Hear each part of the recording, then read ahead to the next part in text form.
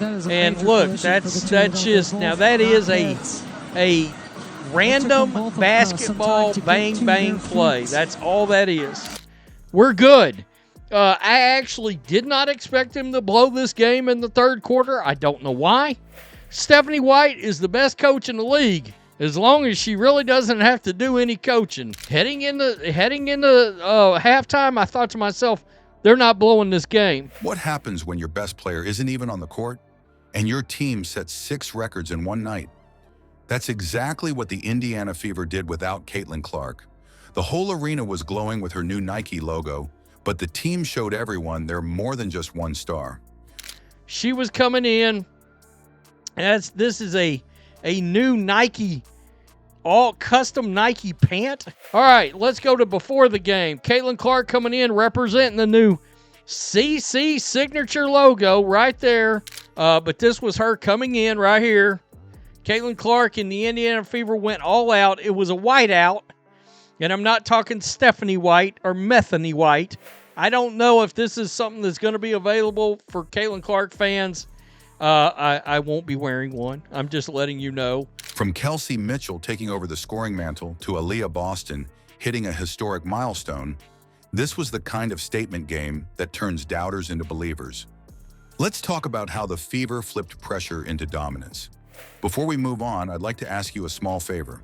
If you appreciate this content, please take a second to like this video and subscribe to the channel. Over 98% of you watch the videos without subscribing. It costs you nothing, but it makes a huge difference to us. So did you click the subscribe button? Great. Thank you so much. Now back to the video.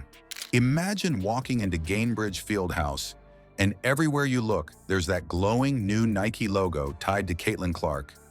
It feels like a stage set for superstardom. The only problem? Clark isn't even in uniform. She's out, and this should have spelled disaster for the Fever. The irony was insane. And some of that is because, look, these leagues are driven by superstars. That's just the way professional sports works. They had plenty of place to cheer for. That crowd just was not loud. It was not into it. The player who's been branded as the face of this generation wasn't on the floor. And yet the night belonged to Indiana more than ever. When you walked into that atmosphere, it didn't feel like a typical regular season game. It felt like a playoff game in the middle of August, where the crowd was buzzing with every little play, debating how the Fever would survive without their biggest star. The expectations were heavy. Fans, media, everyone watching was waiting to see how Indiana would respond without Clark's shot-making and her playmaking. Would their offense sputter? Would they fold the moment pressure hit? That was the storyline hanging over them. And then, just minutes into the game, Lexi Hull collides with Gabby Williams on a drive. Williams goes down hard, Hull grimaces in pain, and in that moment, you could sense the whole building holding its breath. That's the kind of early scare that derails a team already under scrutiny. Instead of shrinking in that moment, though, Indiana used it as fuel. They came out sharper, more physical, and more locked in defensively. Let's get to our players getting their heads knocked off. Again, if somebody can get physically hurt, they're going to. Watch this. Boom. This was Lexi Hull down here. Her and Gabby Williams collided head to head. You want to talk about a gritty response? Seattle never scored more than 20 points in a quarter the entire game. Every possession looked like a battle. Indiana's defense hounded the ball, cut off passing lanes, and rotated so fast that the Storm struggled to even settle into a rhythm. While that side of the ball was smothering, the Fever's offense didn't look like it was missing its superstar. They spread the floor, kept the ball moving, and let multiple players carry the load. Guys, Aaliyah Boston is getting the ball in all the same spots she usually gets the ball. She's just being aggressive, putting her head down, and looking to score. Let's talk about the Fever actually blowing a team off the map tonight. I swear to God, that desperately need to get aggressive as a big. Carmilla Cardoso and Aaliyah Boston.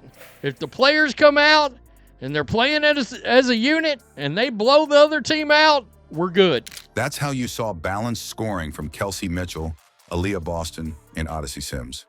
It didn't matter who brought the ball up. Someone was ready to attack the basket. Someone else was ready to knock down a jumper. Now here's the wild part. Kelsey Mitchell didn't just put up 21 points and keep the offense afloat.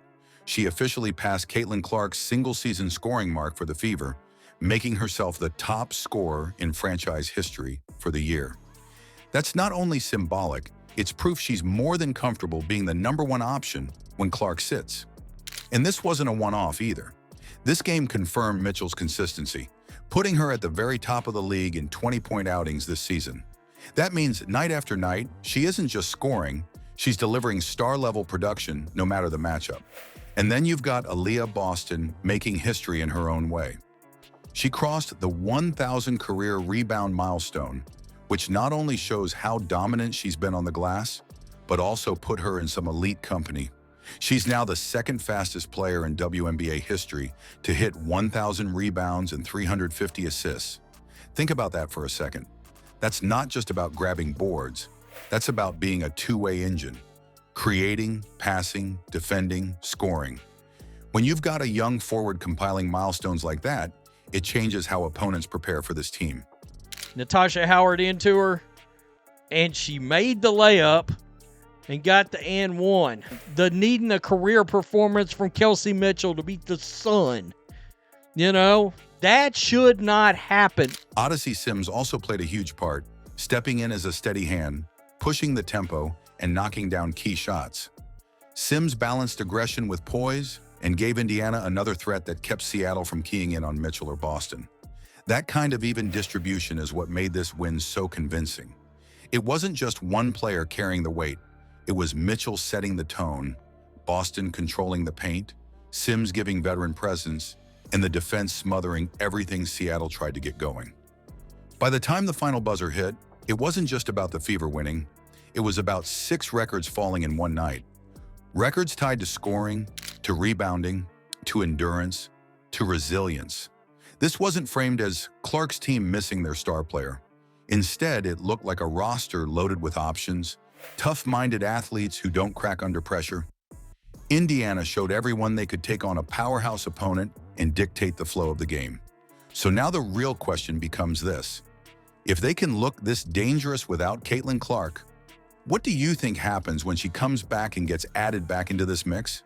I think Caitlin Clark's going to be back Friday. Don't kill me if she's not. That's just my gut feeling. It's the games against the teams that they absolutely should win or beat or blow out. That's when it becomes nonsensical. We'll see. Stephanie White made some comments about that. But that gives them now Wednesday, Thursday, Friday for her to come back. Caitlin Clark coming back isn't about saving Indiana. It's about stacking her superstar firepower onto a team that just showed it doesn't fold without her. That's the scary part.